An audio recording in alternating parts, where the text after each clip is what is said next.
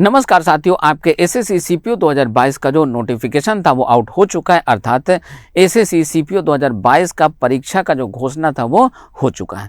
तो आइए आज के अपने इस वीडियो के माध्यम से हम आपके साथ इस एग्जाम से जुड़े हुए, इस नोटिफिकेशन से जुड़े हुए सभी अहम तथ्यों पर चर्चा करेंगे।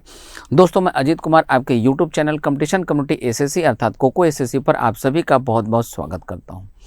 दोस्तों, आप लगातार देख पा रहे हैं कि लगातार एसएससी बोर्ड के द्वारा कई नोटिफिकेशन इशू किए जा रहे हैं।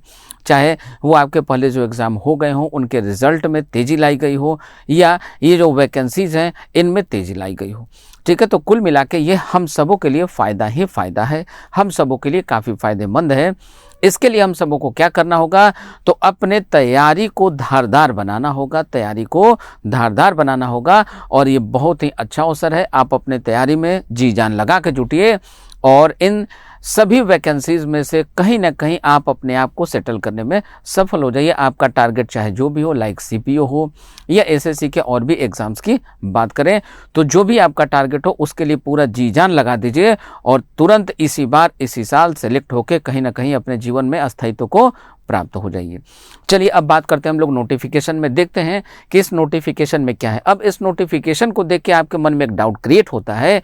इस नोटिफिकेशन को देख के आपके मन में एक डाउट क्रिएट होता है कि जो एसएससी बोर्ड है ये सीपीओ के माध्यम से किन किन जगहों के लिए किस किस प्रकार की नियुक्तियां, कहाँ कहाँ के लिए हम लोगों की नियुक्तियां करता है। तो ये हम आपको दिखाते चले, जैसा कि आप यहाँ सामने देख पा रहे हैं। एसएससी सीपीओ के माध्यम से मूल रूप से आपका चयन दो परीक्षाओं के लिए होता है, दो जगहों के लिए होता है। पहला दिल्ली पुलिस में सब इंस्पेक्टर रैंक के लिए।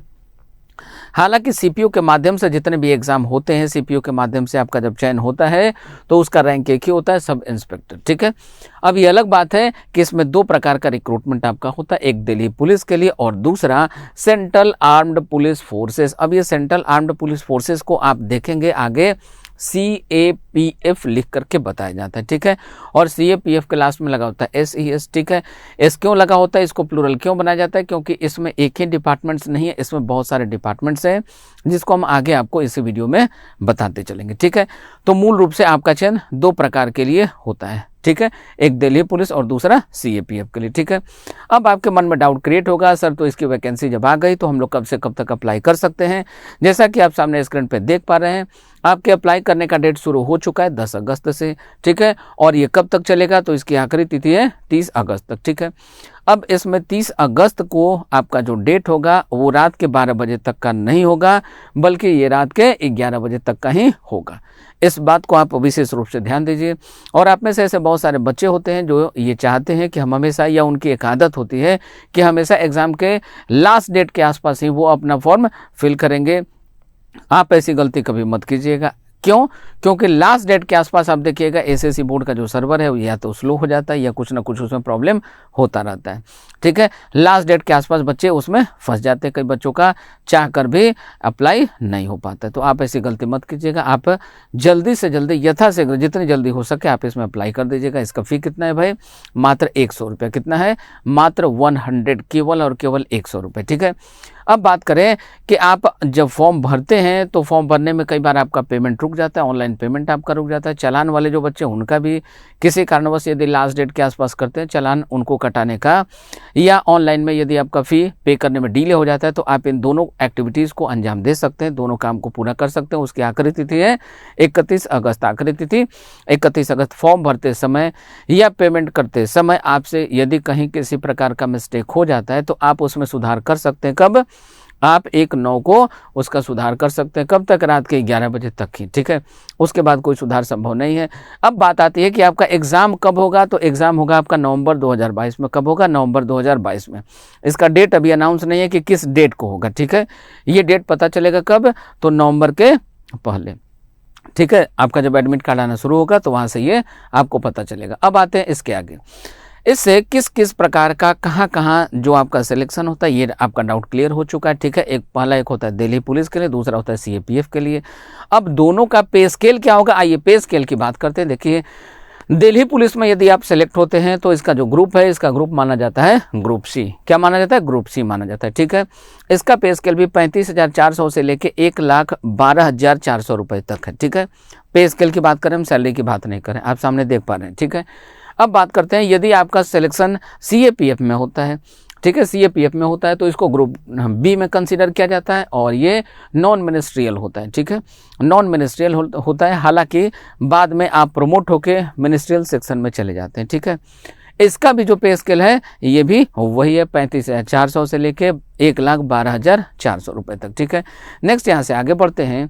अब बात करते हैं कि इसमें कितनी वैकेंसीज हैं, ठीक है। सबसे पहले बात करते हैं दिल्ली पुलिस में महिलाओं की। दिल्ली पुलिस में महिलाओं के आप देख पा रहे हैं जनरल कैटेगरी की जो महिलाएं उनके लिए 51 पोस्ट रिक्त हैं, 51 पोस्ट रिक्त हैं। OBC के लिए 27 है, SC के लिए 15, ST के लिए 08, ठीक है, EWS के लिए 11 और कुल मिलाकर टोटल दिल्ली पुलिस में टोटल महिलाओं के लिए कितनी है, 112 सीट अवेलेबल है।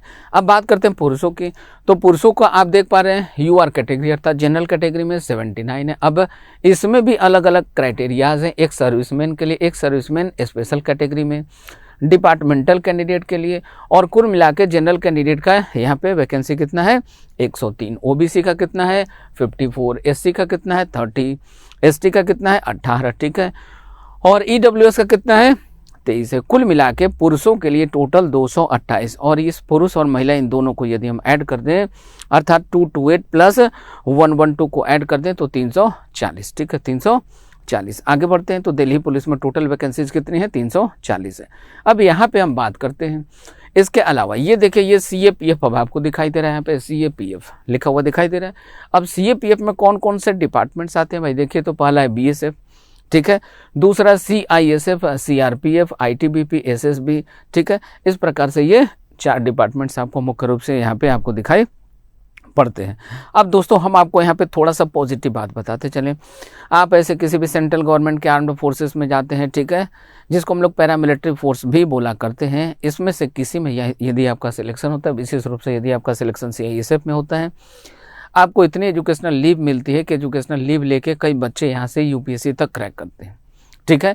तो ये आप सभी के लिए एक गोल्डन अपॉर्चुनिटी, और विशेष रूप से ऐसे सभी बच्चे जिनके दिल में देश सेवा का या वर्दी धारण करने का जज्बा होता है, उन सभी जज्बाती बच्चों के लिए, इन सभी बहादुर, निर्भीक, निडर, साहसी बच्चों के लिए ये पूरी की पूरी CPO की वैकेंसी है, ठीक है। अब बात करें CISF में, BSF में, इन सब के अलग अलग डिपार्टमेंटल तौर पे हम लोग बात करें कितनी वैकेंसीज है, तो पुरुषों का आप देख पा रहे हैं 336 और 17, ठीक है, महिलाओं का है।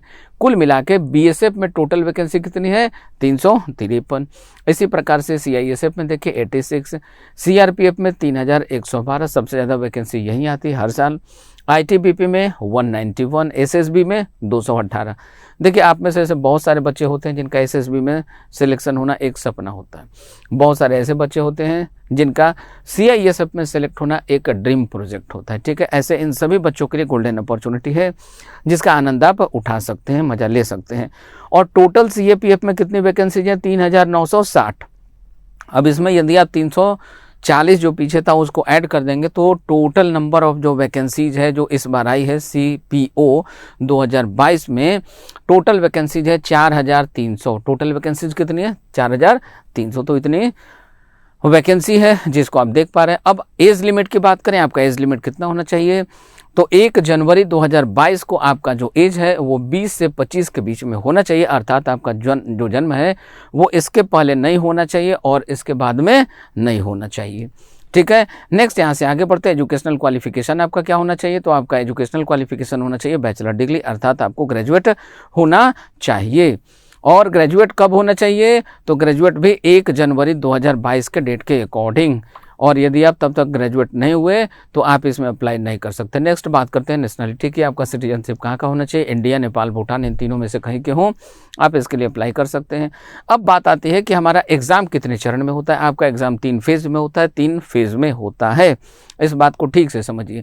पहला फेज़ क्या होगा, तो पहले फेज़ में आपके ये पेपर होंगे, ये सारे के सारे एग्ज़ाम कैसे होते हैं, ऑनलाइन एग्ज़ाम होते हैं, ऑब्जेक्टिव पैटर्न के एग्ज़ाम होते हैं, MCQ पैटर्न के एग्ज़ाम होते हैं, ठीक है। अब पहले चरण में क्या होता है कि ये 4 पेपर आपसे पूछे जाते हैं, मैथ, इंग्लिश, रीजनिंग। देखिए यहाँ पे ये रीजनिंग, ये GK GS, ये मैथ और ये English. Math, English, reasoning, GK GS ये चारों पेपर रहेंगे, चारों पेपर से 50-50 क्वेश्चन रहेंगे। अर्थात कुल मिला के प्रश्नों की संख्या होगी 200 और 200 प्रश्नों के लिए आपको टोटल मार्क्स होगा 200, अर्थात प्रत्येक प्रश्न जो है आपका 1 नंबर का होगा। यदि आपका क्वेश्चन करेक्ट होगा तो 1 नंबर मिलेंगे, अवार्ड होगा आपको। और यदि आपका एक क्वेश्चन गलत हो जाता है तो 1/4 आपका माइनस मार्किंग भी है। इस बात को ठीक से समझिएगा, माइनस मार्किंग है 1/4, अर्थात यदि आपका एक क्वेश्चन गलत हो जाता है तो आपके मार्क्स काट लिए जाएंगे 0.25। कितना कटेगा? 0.25। ठीक है, चलिए आगे बढ़ते हैं। अब इसके बाद तो पहला फेज आपका हो गया कि ठीक है सर हमारा पहला फेज में क्या होगा, तो चारों एग्जाम होंगे। पहले फेज में क्या होगा, तो पहले फेज में हमारे चारों एग्जाम होंगे। पहले फेज में क्या होगा, हमारा चारों एग्जाम होगा, चारों पेपर का एग्जाम होगा। ठीक है, चारों पेपर कौन कौन से, मैथ, इंग्लिश, रीजनिंग और जीके जीएस। ठीक है, इसके बाद कौन सा होगा, तो इसके बाद देखिए ये आपका फिजिकल स्टैंडर्ड यहाँ पे तय होगा। फिजिकल स्टैंडर्ड में क्या क्या चेक होगा भाई आपका, तो फिजिकल स्टैंडर्ड में देखिए आपका हाइट होना चाहिए, जैसे मेल हो, ठीक है, तो मेल का हाइट होना चाहिए 170 सेंटीमीटर। ठीक है, आपका जो चेस्ट है अनएक्सपेंडेड मतलब बिना फुलाए आपका सीना का चौड़ाई कितना होना चाहिए, चेस्ट का चौड़ाई 80 और फुलाने के बाद होना चाहिए 85। ठीक है, इसी प्रकार से यदि हिल एरिया से कोई कैंडिडेट बिलोंग करता है तो उसकी हाइट इतनी होनी चाहिए, चेस्ट सेम रहेगा। ठीक है, ऑल कैंडिडेट जो एसटी कैटेगरी के बच्चे हैं उनका कितना रहेगा, तो 162.5 ये उनका हाइट होना चाहिए, ये उनका चेस्ट होना चाहिए। एसटी कैटेगरी के बच्चों की बात कर रहे हैं। ठीक है, और ऐसी महिलाएं जो सीरियल नंबर 5 और 6 में से बिलोंग नहीं करते उनके लिए कितना होना चाहिए, 157 होना चाहिए। ठीक है, चेस्ट इनका मैटर नहीं करता है फीमेल का। यहाँ पे आइए, अब ऐसी फीमेल जो हिल एरिया से किसी पहाड़ी क्षेत्र से बिलोंग करती है उनका हाइट कितना होना चाहिए, 155 होना चाहिए। ठीक है, और ऐसी फीमेल जो एसटी कैटेगरी से बिलोंग करते हैं उनका हाइट कितना होना चाहिए, 154 होना चाहिए। ठीक है, बात समझ में आ गई। चलिए यहाँ से आगे बढ़ते हैं। उनका वेट कितना होना चाहिए, तो ये वेट तय होता है उनके हाइट के अकॉर्डिंग। कितना वेट तय होता है, हाइट के अकॉर्डिंग। तो हाइट के अकॉर्डिंग जो आपका एप्लीकेबल वेट होगा वो लिया जाएगा। उसके बाद आपका एक और एग्जाम होता है यहीं पे फिजिकल का, जो दोनों एग्जाम है, पहला था पीएसटी जो अभी अभी हमने आपको दिखाया, ये दूसरा है पीटी। इसमें आपसे कराया जाता है, वो तो आपका फिजिकल स्टैंडर्ड तय करता है। ठीक है, अब फिर यहाँ पे बात करते हैं, तो यहाँ पे सबसे पहले पुरुषों की बात करते हैं। पुरुषों के लिए देखिए 100 मीटर का रेस होगा, जो कितने देर में कंप्लीट करना होगा, आपको 16 सेकंड में कंप्लीट करना होगा। ये शॉर्ट रेस था। ठीक है, दूसरा क्या है भाई, तो 1.6 किलोमीटर का रेस होगा, जो 6.5 मिनट में आपको कवर करना होगा। काफ़ी आसान है, ये बिल्कुल आसानी से किया जा सकता है, थोड़ी सी प्रैक्टिस आपको करनी पड़ेगी। लॉन्ग जंप में आपको कितना करना चाहिए, तो 3.65 मीटर 3 चांस में। ठीक है, मतलब किसी भी एक चांस में 3 चांस आपको मिलता है, उसमें से किसी भी एक बार में आपका इतना लॉन्ग जंप होना चाहिए। और इसी प्रकार से हाई जंप भी आपका 3 चांस आपको मिलेगा और किसी एक टर्न में कम से कम इतना कंप्लीट होना चाहिए। अब शॉर्टपुट क्या होता है, जिसमें आप गोला फेंकते हैं। गोला फेंकने के लिए क्या होगा भाई, तो 4.5 मीटर जाना चाहिए, इसके लिए भी आपको 3 चांस दिया जाता है। अब महिलाओं को यहाँ पे थोड़ी सी फिर से छूट मिलती है। क्या छूट मिलती है भाई, तो शॉर्टपुट जो था गोला फेंक यहाँ पे है ही नहीं, देख पा रहे हैं आप, कॉलम नंबर 5 यहाँ पे है ही नहीं। इनको देखिए रेस में भी, रनिंग रेस में भी देखिए इनको यहाँ पे डिस्काउंट मिल रहा है। 100 मीटर कितने सेकंड में, 18 सेकंड में। 800 मीटर फिर 4 मिनट में। ठीक है, लॉन्ग जंप इनका 2.7 मीटर 3 चांस में, और हाई जंप 0.9 मीटर 3 चांस में। ठीक है, चलिए अब यहाँ से आगे चलते हैं लेकर, और कुछ और चीज़ों को हम आपके साथ डिस्कस करते हैं। अब ये 2 पेपर हो गए, पहला पेपर 1 जिसमें आपने मैथ, इंग्लिश, रीजनिंग चारों पेपर को कवर किया। ठीक है, और दूसरा पीएसटी प्लस पीटी। अब तीसरे राउंड में क्या होगा, तो तीसरे राउंड में देखिए ये आपका इंग्लिश का पेपर होगा, सिर्फ और सिर्फ इंग्लिश का पेपर होगा, जिसमें इंग्लिश के 200 क्वेश्चन होंगे। टोटल मार्क्स होगा इसका 200, अर्थात एक क्वेश्चन 1 नंबर का होगा। ठीक है, इसका टाइम ड्यूरेशन कितना है, 2 घंटा। मतलब ये समझिए कि आपका जो पेपर 1 हुआ था, पेपर 1 का भी टोटल टाइम कितना था वहाँ पे टोटल टाइम था 2 घंटा। कितने क्वेश्चन के लिए, 200 क्वेश्चन के लिए। यहाँ भी देखिए 200 क्वेश्चन के लिए कितना टाइम है, 2 घंटा टाइम है। अब यहाँ से आप में से कुछ बच्चों के मन में डाउट क्रिएट होगा, सर ये क्या केवल इंग्लिश पूछा जा रहा है, इंग्लिश के अलावा क्या कोई और पेपर नहीं होता। नहीं होता भाई, आप इस बात को ठीक से समझ लीजिए। हमने इसके पहले के भी कई वीडियोज़ में आप सबों को बताया है, आज फिर से बता रहे हैं। देखिए एसएससी एग्ज़ाम क्रैक करना है तो आपको इंग्लिश से मोहब्बत करना ही पड़ेगा, इंग्लिश से मोहब्बत करना ही पड़ेगा। इंग्लिश आपका जितना अच्छा होगा उतना बढ़िया रैंक आएगा आपका, और उतना ज़्यादा अच्छा आपका रैंक होगा। जितना अच्छा ज़्यादा रैंक होगा उतना बढ़िया आपको डिपार्टमेंट मिलेगा, उतनी बढ़िया आपकी पोस्टिंग होगी। बात समझ में आ रही है। तो इंग्लिश से आपको दोस्ती करना पड़ेगा। जैसे बहुत सारे ऐसे एग्ज़ाम हैं, जैसा कि अभी आप देख पा रहे हैं सीपीओ, सीपीयू का मेंस यदि आपको क्रैक करना है तो केवल और केवल इंग्लिश का ही सहारा है, दूसरा कोई ऑप्शन नहीं है। इसी प्रकार से स्टेनोग्राफर यदि आपको निकालना है तो 100 नंबर का वहाँ पे केवल और केवल इंग्लिश ही पूछा जाता है, ठीक है। सीजीएल मेंस की बात करें तो वहाँ पे मेंस में जाइएगा, 2 ही सब्जेक्ट आते हैं, मैथ और इंग्लिश, मैथ और इंग्लिश। तो इन दोनों सब्जेक्ट से आपको दोस्ती करनी पड़ेगी, ठीक है। दोनों में एक्यूरेसी आपको मेंटेन करना पड़ेगा और इंग्लिश में थोड़ा ज़्यादा वर्कआउट करना होगा, क्योंकि इंग्लिश ही एकमात्र ऐसा सब्जेक्ट है जो आपका एसएससी में सिलेक्शन करवाता है। कैसे करवाता है भाई? यहाँ पे संभावना ये होती है कि जैसे सीजीएल मेंस की बात करें तो वहाँ पे आप 200 में 201 नंबर, 204 नंबर लाते हैं, बच्चे ला रहे हैं पिछले कुछ वर्षों से, ठीक है। टीयर 1 की बात करें तो टीयर 1 में भी आप देखिएगा एसएससी, सीएचएसएल या सीजीएल टीयर 1 में भी आप देखिएगा बच्चे 50 आउट ऑफ 50 या 50 आउट ऑफ 50 से ज़्यादा ला पा रहे हैं। बात समझ में आ रही है? चलिए, तो ये बात आपके डाउट क्लियर हो गई। अब आपके मन में एक डाउट क्रिएट होगा कि सर इन सबों का सिलेबस क्या है, मैथ का, इंग्लिश का, रीजनिंग का। भाई एसएससी के सभी एग्जाम्स का, एसएससी के सभी एग्जाम्स का सिलेबस बिल्कुल सेम है, ठीक है। अब इसकी यदि हम बात करें तो सीपीओ प्री और मेंस में बस एक ही अंतर है, पेपर 1 पेपर 2 में बस एक ही अंतर है। इंग्लिश के पॉइंट ऑफ व्यू से बात करें बाकी सारी चीज़ें सेम है, ठीक है। सिर्फ एक अंतर है, सेंटेंस रीअरेंजमेंट का जो क्वेश्चन है वो आपके टीयर 1 में नहीं आता, आपके पेपर 1 में नहीं आता। सीपीओ पेपर 2 में सेंटेंस रीअरेंजमेंट का क्वेश्चन आता है, बाकी सारी चीज़ें यथावत है, यानी कि पूरा का पूरा ग्रामर आपको पढ़ना है, कॉमन एरर है, सेंटेंस इंप्रूवमेंट है, फिल इन द ब्लैंक्स है, क्लोज टेस्ट है, पैसेज है, सब कुछ वही है, ठीक है। चलिए, तो यहाँ से आगे बढ़ते हैं। अब प्रेफरेंस ऑफ पोस्ट, आप जैसा कि यहाँ देख पा रहे हैं इस तरीके से आपका प्रेफरेंस ऑफ पोस्ट आपको अपने अकॉर्डिंग तय करना होता है। यदि जैसे आपको लगता है कि मान लीजिए आपका तैयारी बहुत अच्छा है, आप टॉप रैंक में आ सकते हैं, तो आप इस तरीके से ABCD ऑर्डर में डाल सकते हैं। यदि आपको लगता है कि आपकी तैयारी बहुत अच्छी नहीं, आपका स्कोर बहुत अच्छा नहीं होगा, तो आप इसको रिवर्स ऑर्डर में डाल सकते हैं, ठीक है। यदि किसी कैंडिडेट का कोई प्रेफरेबल डिपार्टमेंट हो, जैसे ऐसे कुछ बच्चे होते हैं जिनका ड्रीम प्रोजेक्ट होता है हमें आर्म्ड फोर्सेस में CAPF में किस में जाना है, तो सिर्फ और सिर्फ CISF में, तो वो बच्चा जो है CISF को इसको पहले नंबर पे डालेगा, यहाँ पे A डालेगा, बाकी सबको अपने प्रेफरेंस के अकॉर्डिंग वो अरेंज कर लेगा, ठीक है। तो ये आपको करना होता है। नेक्स्ट यहाँ से आगे बढ़ते हैं। अब आप अप्लाई कैसे करेंगे भाई? अप्लाई करने के लिए आपको इस साइट को विजिट करना होगा। एसएससी का ऑफिशियल साइट है ये, ssc.nic.in, ठीक है। अब इसमें कुछ और क्राइटेरिया हैं आपके लिए। क्या क्राइटेरिया भाई? तो आपका जो फोटो होना चाहिए, फोटो जो होगा वो आपका JPG होना चाहिए, 3 महीने से ज़्यादा पुराना फोटो नहीं होना चाहिए, और फोटो का आपका साइज होना चाहिए 20 KB से लेके 50 KB में, ठीक है। और उसका जो ऊंचाई है, चौड़ाई है, वो कैसा होना चाहिए? तो ऊंचाई आपका होना चाहिए 4.5 सेंटीमीटर, उसका चौड़ाई होना चाहिए 3.5 सेंटीमीटर, ठीक है।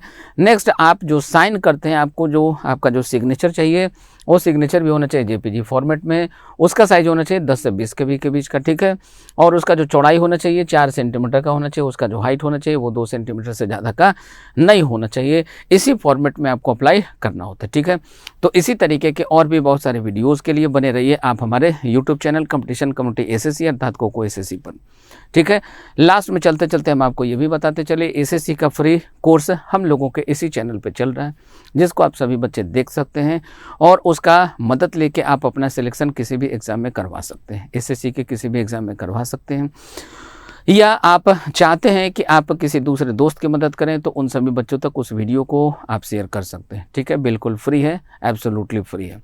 तो मिलते हैं हम लोग अपने अगले वीडियो में, तब तक के लिए जय हिंद, जय भारत।